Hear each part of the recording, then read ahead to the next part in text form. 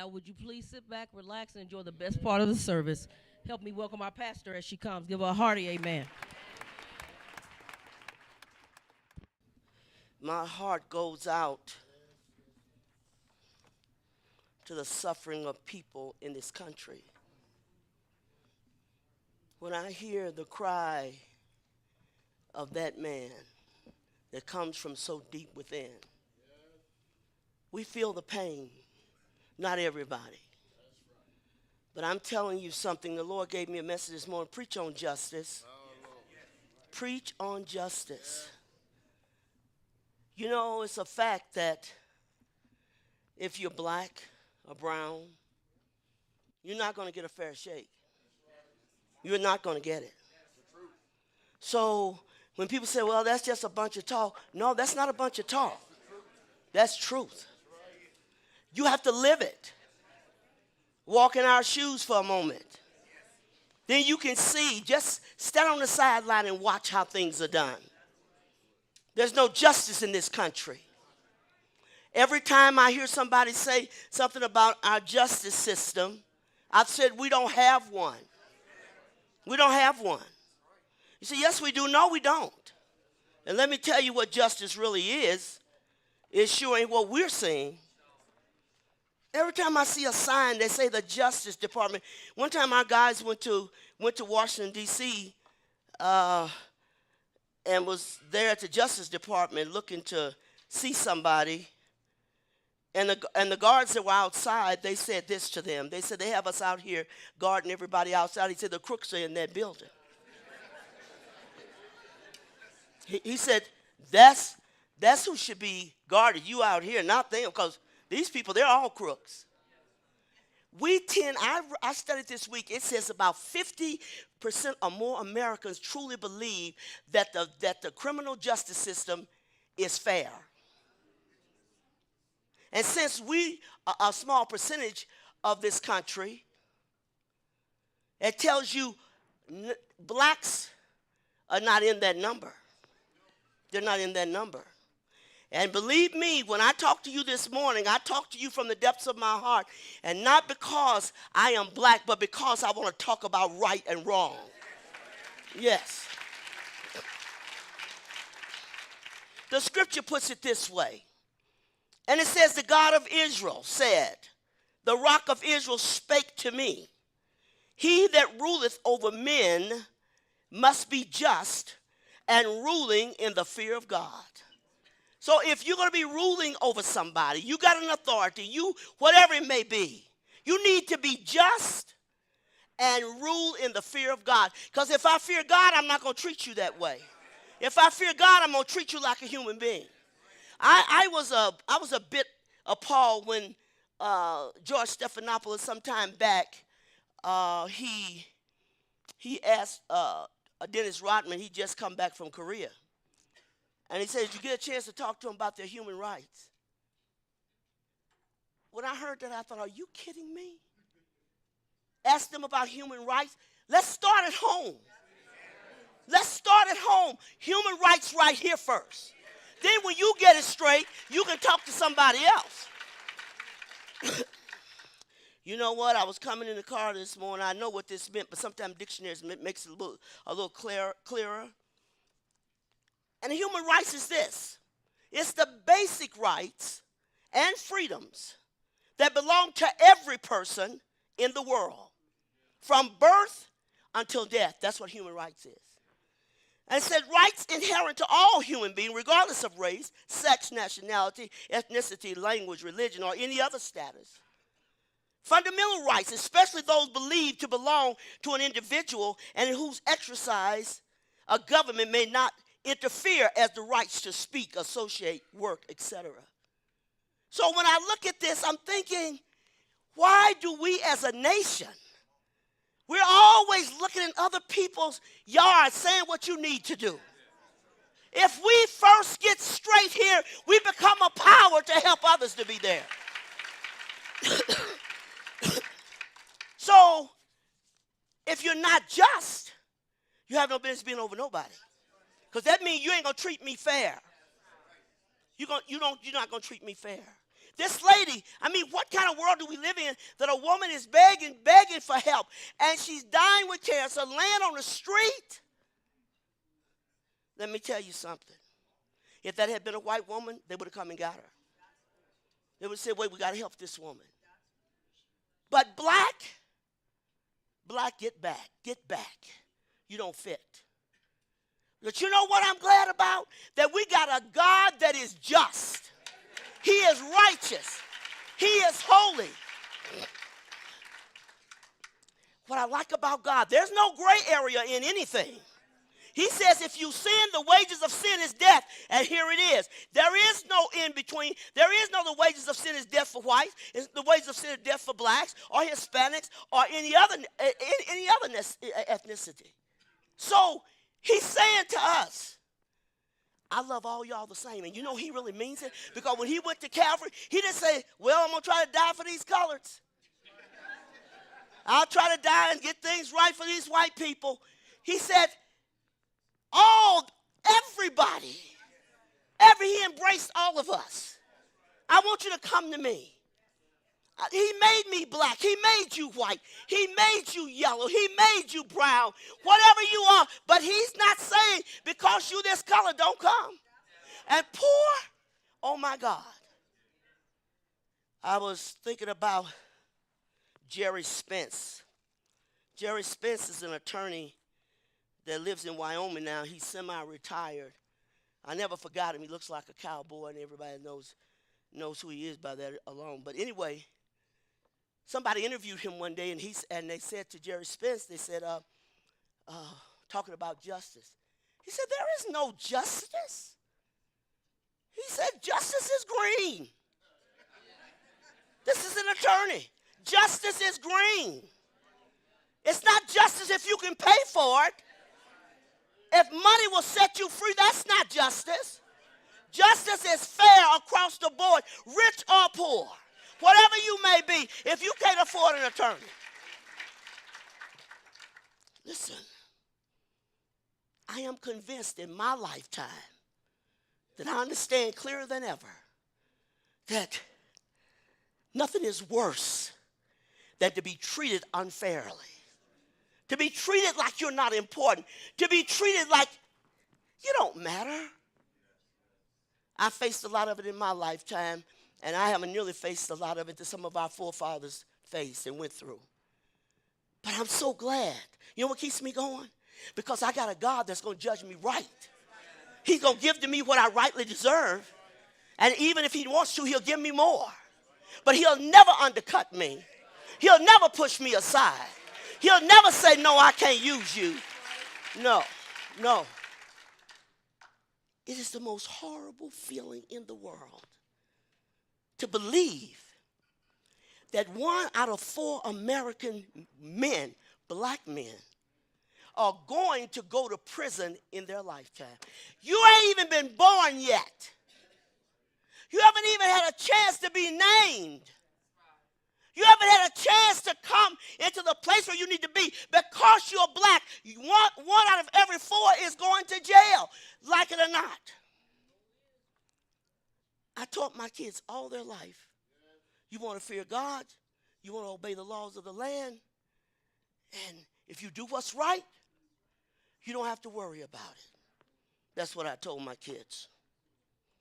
Just do what's right. My son said to me,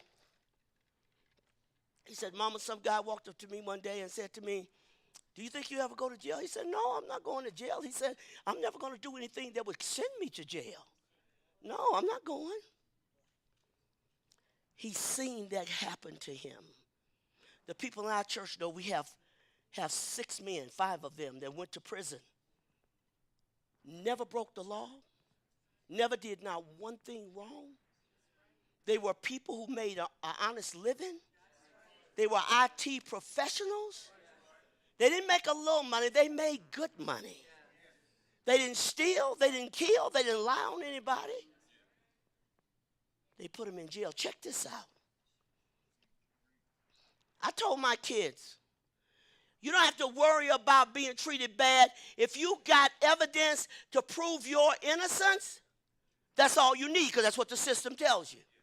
you're going to get a fair trial. If you black, brown, yellow, ain't no such thing as fair. No fair trial. I was so shocked when they did this to our kids, and I'm thinking, my God, they got their evidence. You know what?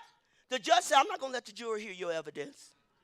Well, if the jury can't hear it, how can I get a fair trial? How can it be said, okay, look, dear jury, look at this. And when the jury said to the judge, is there any more evidence? No, you got it all. She lied. I truly believe there are some good judges out there and good prosecutors because we have interviewed them on our show, which is called A Just Cause. So I know there are. But unless we start making everybody accountable for your actions and for your wrong, we will continue to have an unjust system. If you do a citizen wrong, you should be held accountable. If I do you wrong as a pastor, I should be held accountable. If I hurt somebody without a cause, I should be held accountable for that. But you know what? If I can commit a crime and it don't, and this lie, just forget this lie. Nobody's above the law. There's a whole lot of folks out there above the law. They said we're still trying to find out if Donald Trump obstructed justice. If you listen to all the things that's been said, surely he did. But the president is above the law. And I don't care what they say, it's true. But I'm trying to understand, I've never been so flabbergasted in my whole life as when our guys went in there with all this evidence. I'm telling you without a doubt. I'm not letting it in. The expert witness, who was a businessman in Denver, who owned staffing companies for years, worked with the FBI, worked with other law enforcement for years. When he found out about it, he read it. He said, my God, these men did nothing. He wrote a letter to the district attorney's office saying this: these men have done nothing wrong. How they ran their business is the way it's run in the staffing industry. He wrote the letter. He said, these men need not be convicted. There's nothing wrong here. He said, I'm willing to come to the trial and testify. You know what? When he came to the trial to testify, and he gave his name, the judge said, step down, sir. We're not going to let you testify.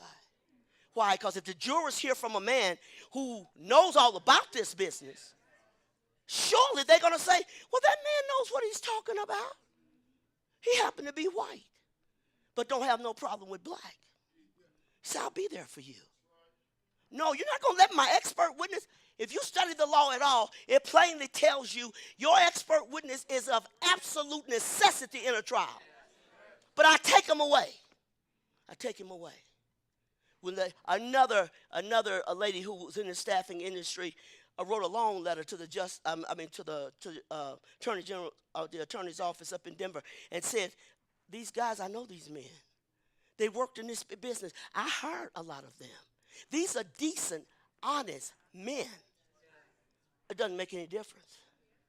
When those men wouldn't take a plea deal says if you don't take it, it's a threat over your head. I give you a plea deal. I tell you, if you don't say you did it, I'm going to send you to prison for 50 years.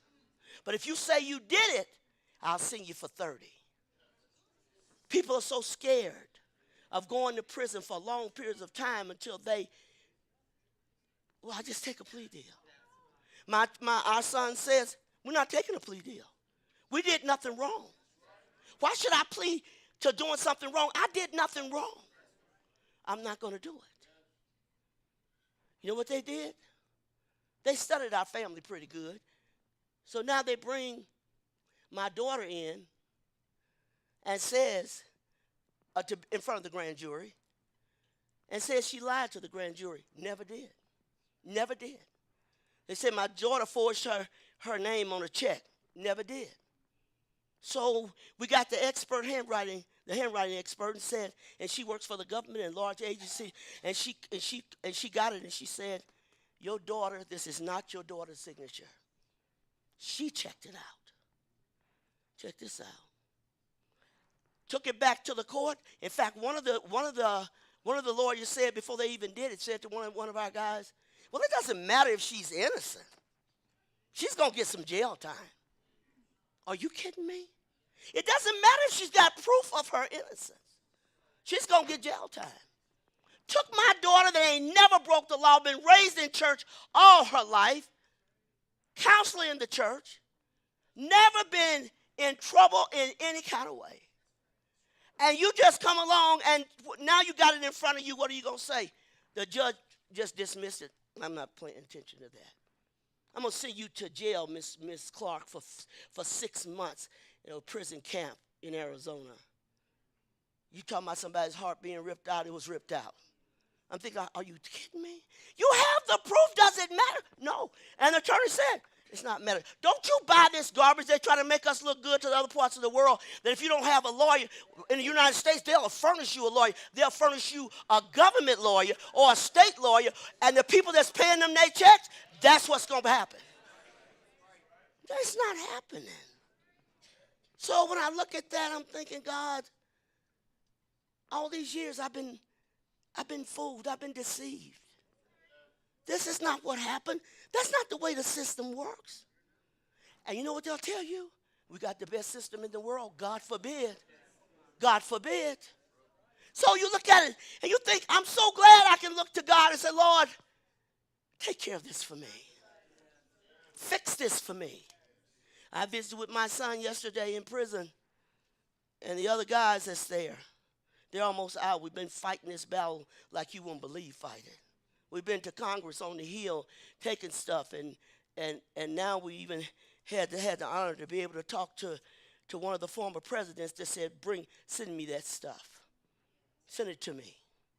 And I promise you I'll look at it. We fought like a dog. They must have took 50 trips to Washington on that hill, presenting the evidence. And they had lawyers, the top lawyers in the country in Congress, took a look at it and said, where is the crime? Where is the crime? There's no crime. Other law firms, large ones, well-educated and supposedly smart lawyers, looked at it and said, where's the crime? That's what we hear all the time. Where's the crime? There's not one. You know why we have our prisons running over? They continually put innocent people in prison. Yes. They continue. And then you say, well, why are you upset? Because this is my life. This is my life. I feel for those people. They took that man down in Texas, brought him in and said he had broke the law. The man was retarded. And we talked to the family on the radio show. He was retarded, a black man. They accused him of drugs. He said, my brother never done drugs. He's retarded. Put him in the prison. And the guards came in, put him in the shower, and turned the heat up high as they could turn that water for this poor black man. And they scalded him to death till his flesh fell from his body even into his shoes. And the guards laughed at it and made fun of him while they were killing him. And the first thing I said when we talked to the family, I said, is your mother living? No, ma'am. I thought, my God, what would that do to a mother or a father's heart to know that your child was burned to death in a shower with temperatures up to 100 and something degrees? And they say he screamed and screamed, and nobody came. Nobody came. As long as nobody says nothing, it will get worse. It will get worse. I told my kids the other day, I said, you know why the prison system is in the condition it's in? Because nobody ever took a stand to say, we're going to cry out against that. That's wrong. We're not accepting it. It's wrong. This is not right. You have to have your voice heard. We had another man on there this past week, a similar case to our guys. He done this business. He made good money. He's a white guy. Made good money. He went to the IRS and said, here's the way I'm doing it. Is this the correct way? Yes. He went to the CPA and said, is this the way I should file everything? Yes. He went to these people, making sure that what he was doing, since he was new in business, is all this right? Yes, it's right. When he kept making money, they picked him up, charged him with nothing. You don't have to do nothing in this country. While we're talking about human rights, give me a break. Human rights is my right to be treated fair, to not be pushed under a bench somewhere. I should have the right. That's why those of you that are saved, that's your justice.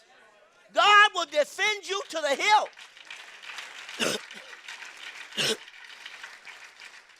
All you got to do is do it right.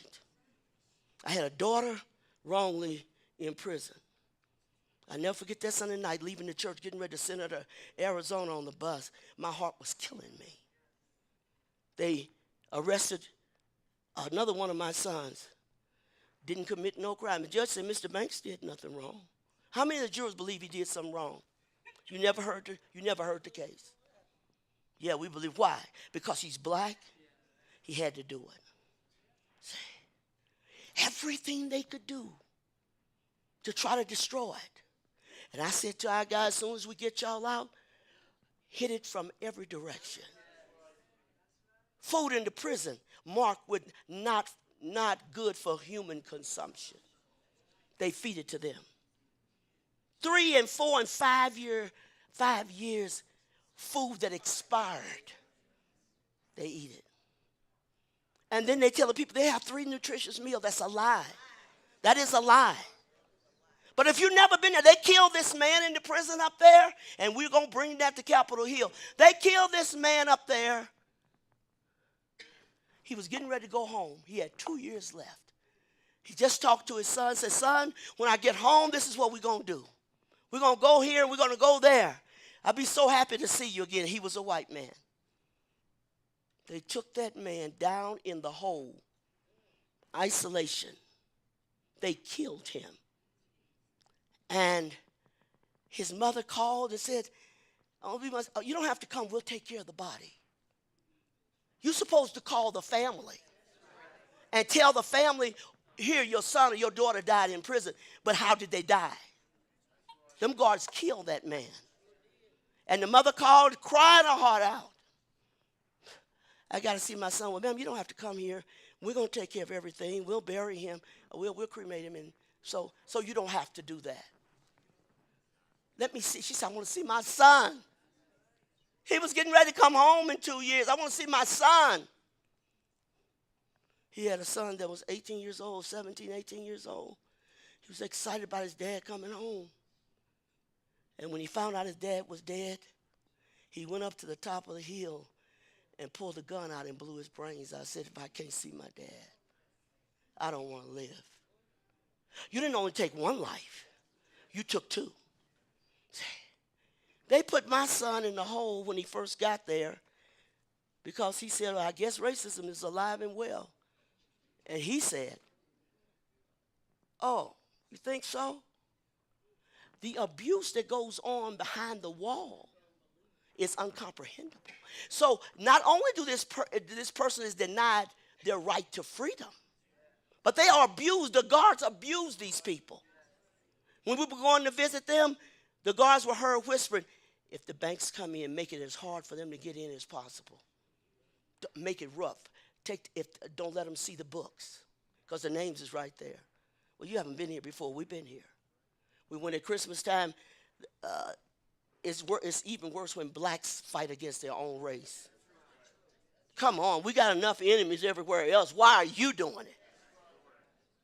We laughing and talking and to the guys and everything, and this black camp administrator stood up and said, sit down and shut up. This is not a social hour. Well, what is it then? What is it?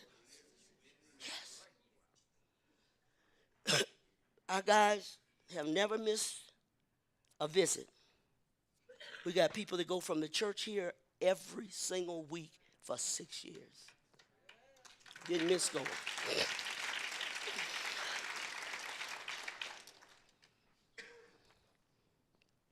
I remember Christmas wasn't Christmas.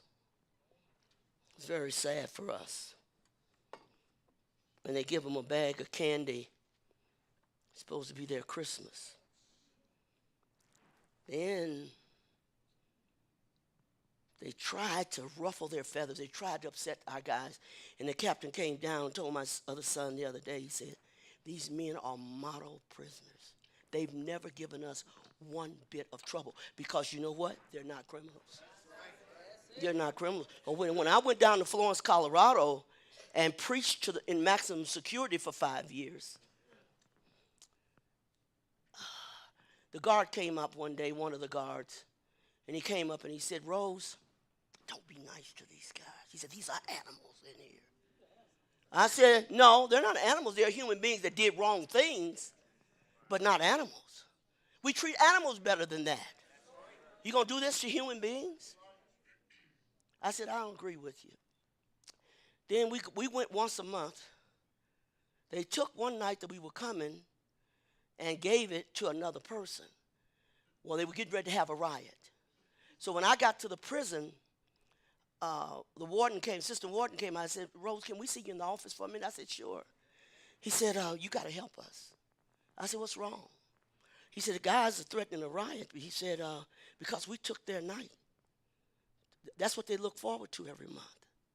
He said, can you help us? I said, sure, I'll help you. They highly respected me. And he said, we're not trying to give anybody a hard time. Yes, you are. Why'd you cancel their night? You shouldn't have canceled that. That's all they have. Because they knew Sister Rose loved them in spite of. So I got to the guys that night, got in the chapel, and the guy said, Sister Rose, we need to turn this place out. I said, no. We can't win like that. You don't want to turn it out. You don't want to riot. And Sister Rose, they knew that was our night. That's all we got. We look forward to that every month. And they take it and give it to somebody else. The men were furious. You know why they have riots in the prison? They abuse the prisoners nonstop. That's why you have the riots. And the chaplain that brought me there, what's his name? Raleigh. Chaplain Raleigh told me, he said, Sister Rose, before you came to this prison, we had to shut down all the time because of violence. He said, since you've been coming here preaching, we haven't had to shut it down. Why? Somebody loves us. Somebody cares about us. Chaplain Raleigh said, I sit in on your meeting, and I thought to myself, she's saying anything to these men, and they're not offended by it. I told him, I said, quit looking for respect.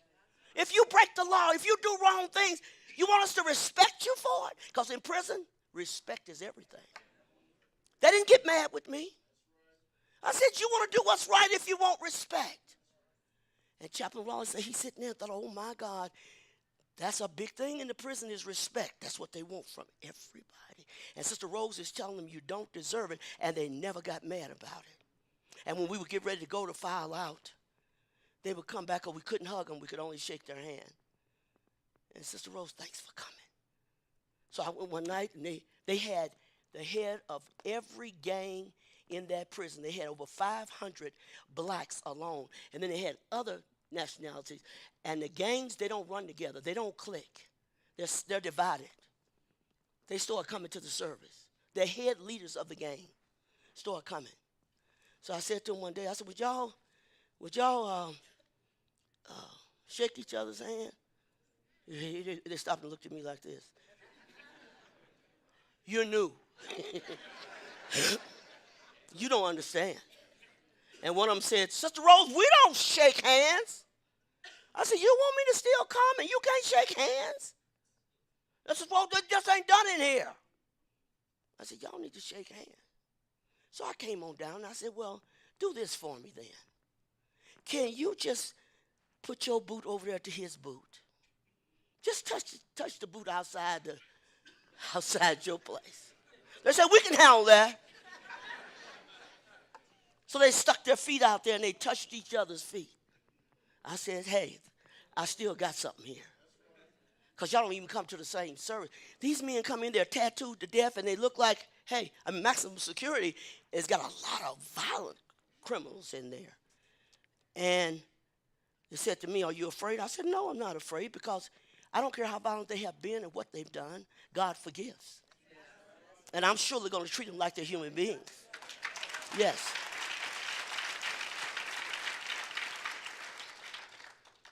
Let me tell you something. The next time you hear in this country about our Department of Justice, no, it's not true. Justice don't exist in this country. You have to live it. Most Americans don't ever walk the road, but if you walk it, you're going to change your opinion. And this is what they did to me. I didn't do nothing wrong. Men dying on death row said, I just told you to take a DNA. If you take the DNA, you'll see I wasn't guilty. Please check it. And they steady putting IV in his arm. He said, please just check the DNA. It will prove that I didn't commit the crime. Never answered him, kept on hooking him up to kill him. You know what? Believe it or not, prison is a modern-day slavery camp. That's what it is. The majority of people in the prison are blacks, Hispanics, Mexicans. There are not many whites. Because for some reason, it's almost like a Hitler mentality.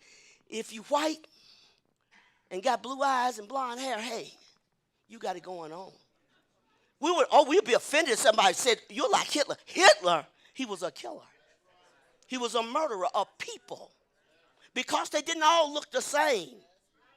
We're not supposed to look the same. We are part of the master's bouquet, and it has all kind of flowers, beautiful colors in it.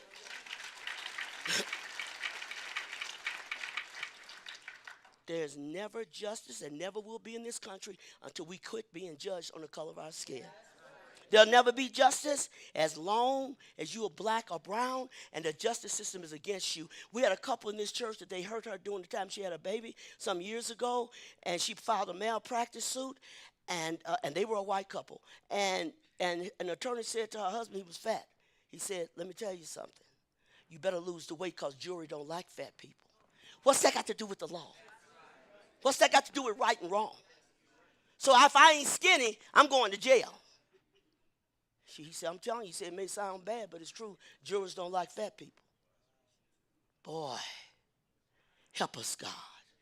There's no justice as long as we treat rich better than poor. Because we're all human beings. I don't even like you. Just because. I went to Arizona one time with my husband on vacation many, many years ago.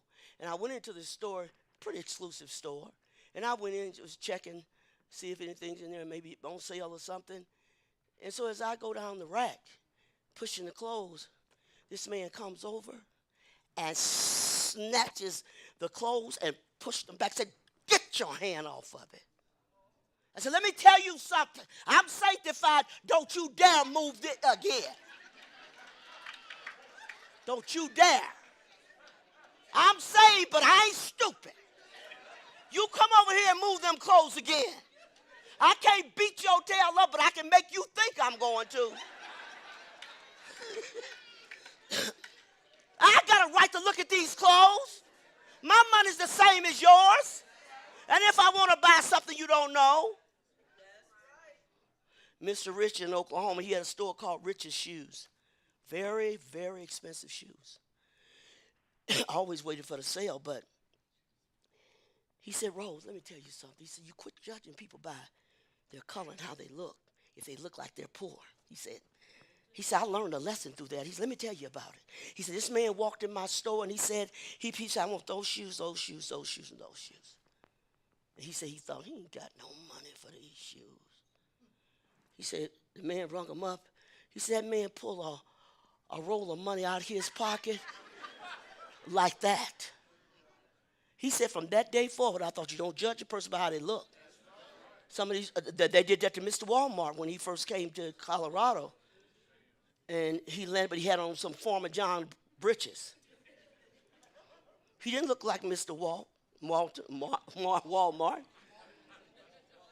He didn't look like them. So he said, sir, you need to get out of the way. We're looking for Mr. Walton to come through here. Sir, get out of the way. And he kept saying, I'm him. Could you move over, please? Get out. He's still driving an old pickup truck. Move, sir. He said, I am Mr. Walton. Oh, excuse us, sir. Excuse us. Now that you're Mr. Wall, come on in. It's a shame before God that churches discriminate against people of color, or people that are white, people that are red, yellow, or black. It's a shame it's in the church, but it is.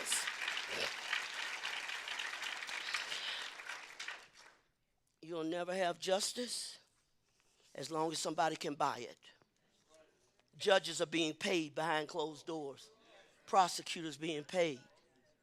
You say, well, Sister Rose, you know, you're a bit much this morning. Well, I don't care what you think. I really don't. As long as people are put in prison without any evidence, there is no justice. If I can have a fair trial, there is no fair trial. It's who we want to win. And you know what? The better you lie in court, more likely you are to win. Tell the truth? No, you're a liar. But the person that's telling the lies looked over at my son and said, yeah, I talked to him. My son said, I ain't never seen that woman. A prosecutor brought in people to lie. And boy, did they lie. You sitting there, they looking like what? These boys were very, very intelligent, very smart. You're looking and saying, no. They done the prosecutor's witnesses so bad, they impeached them on the stand because they were their own representatives. They impeached them. You want to impeach? Yes, we're going to impeach you. They're lying. They got uptight. By the time the prosecutor got back in after lunch, you could smell the whiskey. Like, I got a bunch of Negroes up here. I don't know what I'm going to do with them. Because most of these Negroes are dumb, stupid. You quit judging me about the color of my skin, how smart I am. Hey, smartness has nothing to do with this. It's what's going on in here. It's going up here. So you try to judge me whether I'm smart or not by looking at me, I will give you a run for your money. Them guys were smart. They said some of the attorneys and the marshals in Denver said, them guys going to win that case. They said, oh, no, you're not. And we're going to fight this one. When my daughter went to prison, you know what they said? When she finished writing whatever they call it, she said, I have to rule regardless to what you give me. I have to rule in the light that's most favorable to the government. So I said to the attorney, I said, then how do you win? He said, you don't.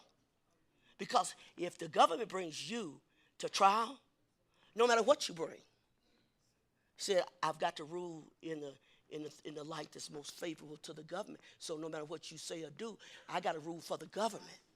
I said, then we don't win. No, you don't win. He just came out and told me, no, you don't win. We better do something about it. Your children, your grandchildren, and all these people, there'll come a time you won't even be able to go see a man in the prison. There'll come a time they'll cut off the phones. They cut off the ice machine for these men. USP over here where I used to preach at had some contraband in the ice machine at USP. That's way across there. This is the camp supposedly. They turn off the ice machine and say, you ain't having no ice. You know what? You provoke men to fight back when you punish me for what somebody else did. Why am I being punished? God never does that. He's fair across the board. If I do right, he's going to reward me right. If I do wrong, he's going to judge me for it. Yes.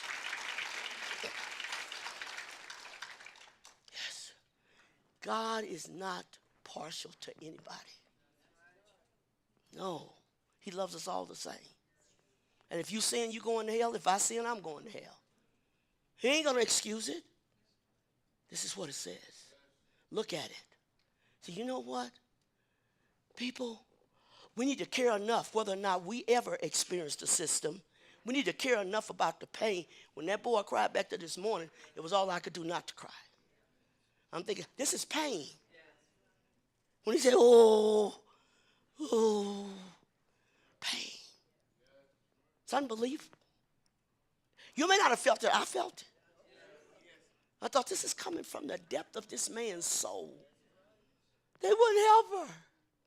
They wouldn't help her. She died on the street. And they didn't even move the body quick until rigor mortis now is set in. It's okay. It's another black person. Don't worry about it. That's one less we got on the planet. They tell us to go back to Africa. We weren't born in Africa. I was born here. You don't tell me where to go. All of you should go to Africa. They got more white people that's prejudiced and evil toward blacks. We got more of them now manifesting themselves than we ever had before. You know, my heart breaks when I see black brothers being shot to death for no reason. It hurts me to my heart when I see you choke a black man on the ground and not be charged for that. If I choke a white boy on the ground, I'm going to jail. That's all we saying. Give us the same thing you give everybody else. That's all we saying. If I kill somebody as a black, I need to go to jail. If you kill somebody as a white, you need to go to jail. It's wrong to take people's lives away from them. Murder. They have put murderers in prison with less time than a black person had with drugs. Didn't have a lot of drugs, but he got the sentence that a murderer gets. But the other person, no. If there's bitterness in this country, it is bitterness because people have been so provoked. They just say, I'm tired of it. I want a chance. I don't condone violence. Violence never solved anything. But we can pray as a people and say, God, we want you to help us to make our voices known and change the situation before we start asking Un about his human rights. They say, he done worse than us. That's because you don't know the story. You don't know the story. They said to Donald Trump, true, about these people are killers. He said, well, we got them here in the United States. I thought I agree with you, Mr. Trump. That's right. He said, why are we talking about who they kill? He said, we kill people all the time. It's nothing for law enforcement to kill people. We've seen it right on TV in front of our eyes. Shoot a black boy for nothing. That little boy playing in the park with a little play gun, you didn't give him a chance. Just went up there and shot him dead because the gun looks real. You could have handled a little boy than to kill him. 12 years old. But he looked like he got a gun. Come on. It looked like it was real. Don't you value life enough to say, I better check this out first before I kill this boy? And could have. No, don't matter. Lives that are different colors don't matter. They don't matter.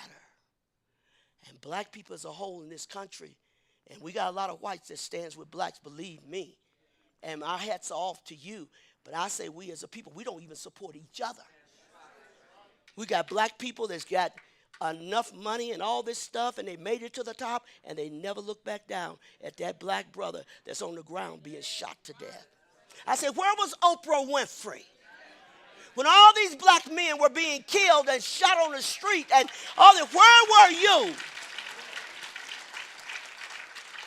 You have a voice of influence. You have money. Why didn't you come out and say something? Then don't have the nerve to say you want to run for president. Every black person should stand up and let it be known. Where were you when our black brothers was being killed and shot to death in the street? You never spoke to it one time. You got money, you got influence, you got power. You need to speak to it. It carries weight. Yes. I thought you better not run. Because if you run, I'm going to holler it loud from Pikes Peak. Don't do it to brothers out on the street. Our poor man choked to death. Say, I can't breathe. I can't breathe. I can't breathe. And they never let his neck go. His mother, his daughter died here years old, maybe not long ago. And my heart goes out. Let him go. You got all these policemen on one man. You know what it says? They're cowards. They're cowards. But the law stands with them to kill you. For a while there, we was hitting brothers left and right being killed. And then found innocent. So the police was feared for his life. Come on. You got 2 guns. I don't have any, but I'm afraid of my life. You can do me more damage than I ever do you. I don't have any. Stop for a minute. Ask yourself. God is looking at every bit of it. He sees it. He sees the thing that's going on in this country and around the world, and his people are suffering, and God is saying, I will come and deliver you. I will come and set you free. I will give you justice. I will give you what's right. That's all we got to do is wait on him. It seems rough sometimes. It seems horrible. The pain is unbearable. That man, I thought, God, please touch that man. Touch this woman whose heart is hurting. Honey, I feel we with you. We understand. Bad enough that you're dying with cancer, but to let me die on the street and never pick me up. It's a heartless place. Ruthless people. Hard and callous. And don't feel anything for anybody. But if it was your daughter or your son, you would want to do something. We should love one another as you love your neighbor, love yourself. I mean, love your neighbor as you love yourself. I care about your pain. I care about it. All this stuff going on. People don't fear God. Leaders don't fear God. They're just doing what they want to do, how they want to do it. This morning, I say to every person in this building, take a moment to stop and say, you know what, I need to care. I need some compassion. I need to feel for you as if it was me. Because if I have compassion, it'll force me to do something. It'll force me to make my voice heard. It will force me to cry out and say, wait a minute, you can't do this. See? To the justice system that they call be fair. We had some judges come on our radio show. Those were some of the nicest judges. One judge was getting ready to sentence a man. He said, do you have any money? How much money you have? He said, I don't have but a small amount of money. He said, I'm not gonna charge you a fine. That's all you got.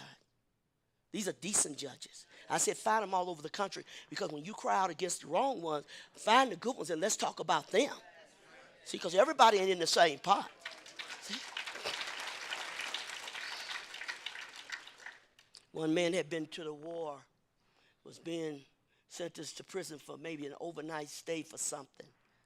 And the judge that was on our show said, he told the judge, he said, the thing that scares me, I can't get in close places because I panic. So the judge said, okay, then I'm going in the cell with you and spend the night with you. If we had that kind of judges, people that care, we wouldn't have the prisons full. Rehabilitate, that's a lie. You can't rehabilitate me, charge me with a crime, and then after I pay my dues to society, I come out, I'm a marked man until the day I die. You can't get a job. You can't move in an apartment. You can't get nothing. So how do you expect me to become better? If you say I've served my time in Germany, that's what they do. Once you serve your time and paid your debt to society, the whole record is wiped clean. They don't hold that over your head. It's not on a record where it can be pulled up. It's totally expunged. So they come out and say, I don't know what I'm going to do. Everybody's turning me down because they say I'm an ex. I'm an ex-convict. Nobody wants to be bothered. I got to have another chance.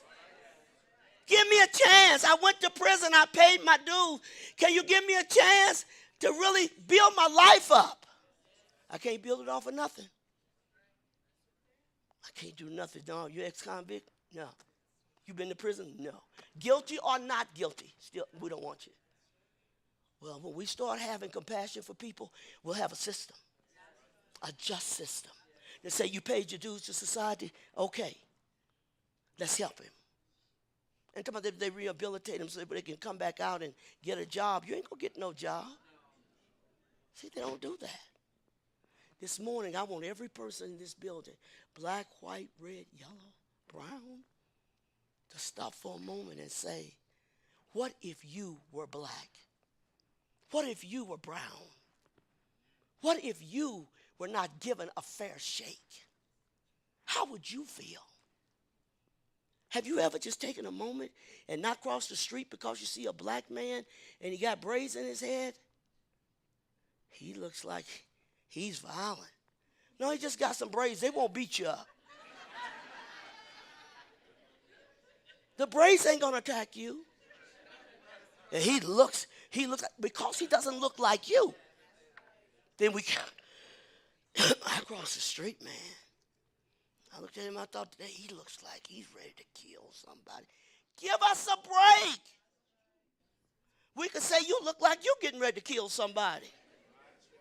But we don't stereotype you. Give us a chance. We're not all bad. Like all the whites are not all good. Not in every race of people. There's good and bad. Give us a chance. Let me hear your story. Let's talk. My grandfather was white. He was from England. And back in the day, that wasn't real popular.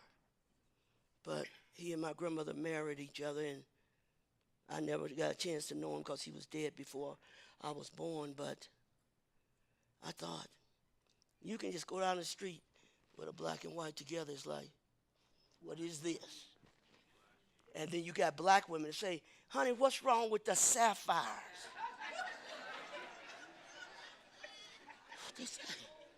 Is something wrong with the sapphires? Every time these black men make it with millions of dollars, they go get them a white woman. Give us a chance, baby. But if you choose a white woman, we can't get mad about that. That's your choice. Because I wouldn't choose a white man to marry. I like a black brother. Yes. That's okay. That ain't against you. I'm looking at Samson and Bridget. I love y'all to death. You're a perfect couple. Yes. Yes. I heard him laugh. I thought, whoa. But to each his own. I don't like broccoli. You may like broccoli. I don't like chocolate ice cream. Most white people like chocolate. Most of them. Oh, I look at that chocolate cake, that ice cream. Oh, they didn't like that chocolate. They tan on the beaches to become our color. They pump their lips up so they'll be fat like ours. And we don't care if you emulate us. That's okay. You want some big lips?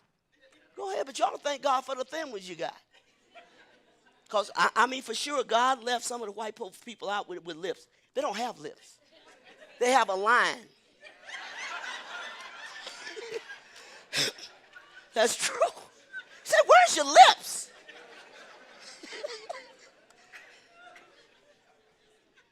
And then some of us, he gave us too big a lips. You can't see anything else but.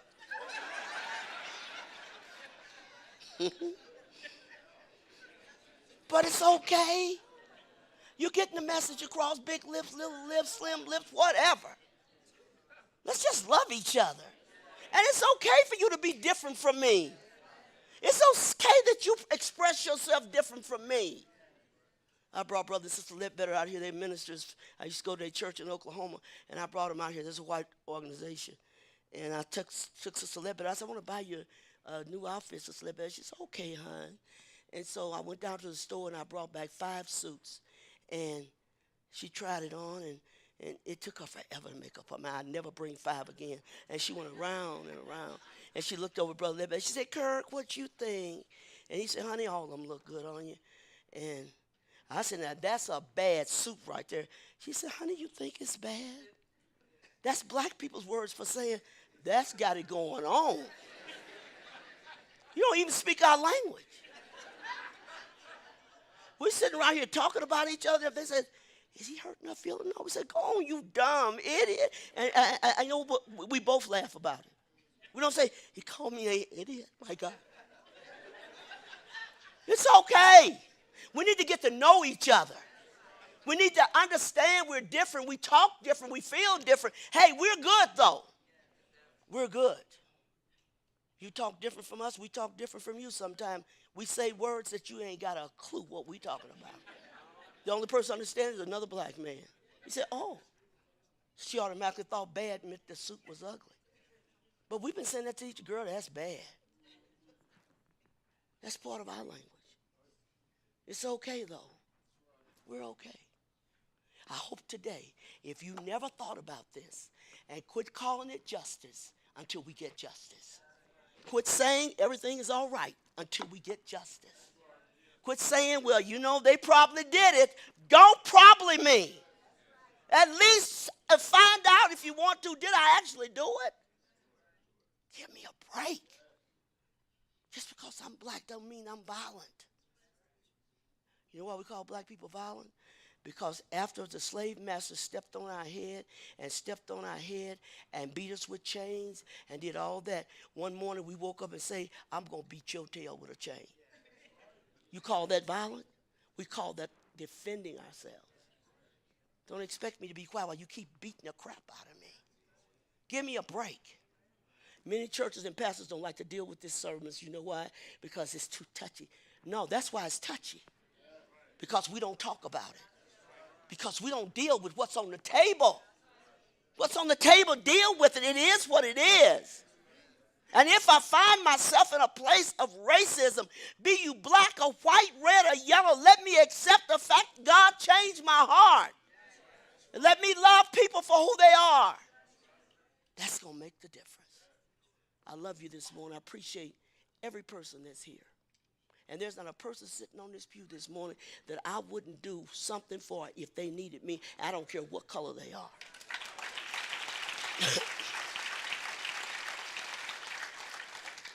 Check this out. I'm getting ready to close. I gave birth to some twins many years ago. 49 years old now, so it's a long time ago. And the twins were 2.5 and 3 pounds. And the doctor came in my room and said, Ms. Banks, the baby's going to have to be in the hospital a while. And we got him in the incubator and they to help him breathe. He said, let me tell you something. You know what you got going for you? The fact that these babies are black, they got a better chance of survival. If they were white, we would tell you they're not going to make it. What is that? You know why? Because we were born to fight. You weren't supposed to come here easy like most babies. You're supposed to come in here trying to, coming out with your fist balled up, where they at? Understand that. My grandson, when he was in the process of being born, he had a nose problem. Very nosy. So when you're in the canal to come out to be born, the head is turned down. No, his head's like this. And every time the doctor checked him, he said, I keep feeling a nose. It ain't supposed to be a nose, it's supposed to be the top of the head. He's so nosy to this day. They had to give my daughter cesarean because the baby was nosy. And so I don't know why we keep feeling a nose. Every time we examine the nose is there. Because he's like this. And right now, if we're talking at the house, I'm going to send him out because he's so nosy. And he knows about the time he's going to go because we come up with a subject. He said, well, that's my thing to get out. I said, you got it, baby. Get out. Yes. Still born with it, trying to see out before time to get out. People, let us love each other. I hope I have said something this morning to you that says you are important to God. Doesn't matter if you're black, white, red, or yellow. He loves you. And Sister Rose loves you. I have no problem. I'm not a racist by a long shot. Oh, I have